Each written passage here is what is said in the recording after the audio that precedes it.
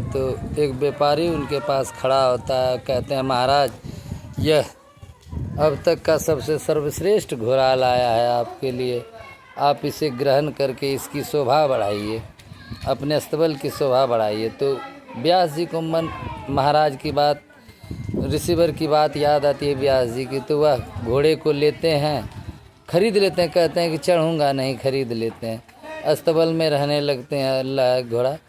एक दिन ऐसा होता है कि उनके जितने भी घुड़साल में रहने वाले उनके कर्मचारी थे वह कहते हैं,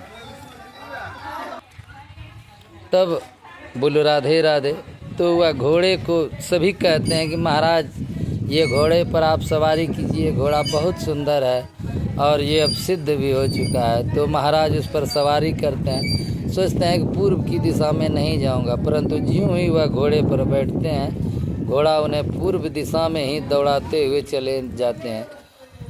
तो वह जब जंगल में जाते हैं तो वहाँ उसे एक और स्त्री रोती हुई मिलती है। तो उसे पूछे जाने पर महाराज उनसे पूछते हैं तो बताते हैं कि उनका सारे लोग बिछड़ चुके हैं, उनके भाई। तो वह कहते हैं ठीक है, यह बेबस है तो इसे कैसे नहीं ले जाएंगे। तो वह उन्हें महल में ले आते हैं। महल में वह बड़े ही विनम्र स्वर में रहने लगती है, सभी कार्य गृह कार्य में दक्ष थी, सारे कार्य करने लगते हैं। उसके बाद बोलो राधे राधे।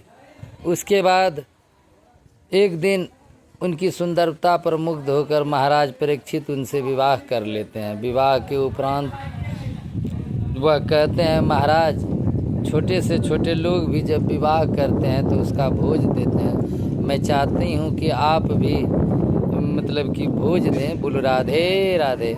और उसमें राज्य के सभी साधु महात्माओं को आमंत्रित करें। वैसा ही होता है, महाराज भोज के लिए सभी को निमंत्रण देते हैं और भोज की सामग्री परसने लगते हैं। तो उस पर कहते हैं कि मैं भी आपके साथ सहयोग करूंगी आपकी पत्नी होने के नाते। वह भी सहयोग करने लगते हैं।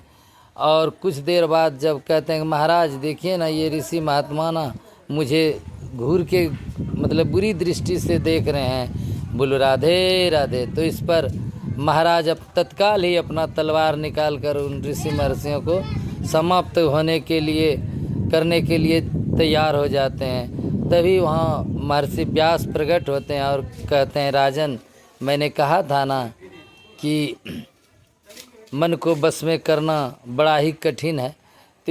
तो महाराज बड़े ही लज्जित होते हैं, राजा परीक्षित बड़े ही लज्जित होते हैं इस प्रकार अपनी व्यवहार से, और उन्हें ऋषिवर से क्षमा याचना करते हैं कि प्रभु आप हमें मन को बस में करने का एक उपाय, कोई उपाय बताइए। तब महाराज परीक्षित को व्यास जी कहते हैं मन को बस में करने के लिए सर्वप्रथम योग का सहारा लेना पड़ता है। बोलो राधे राधे। आज की कथा में इतना ही, शेष अगले अंक में। बोलो राधे राधे। एक दोहा कहते हैं, मन के हारे हार मन के जीते जीत। बोलो राधे राधे।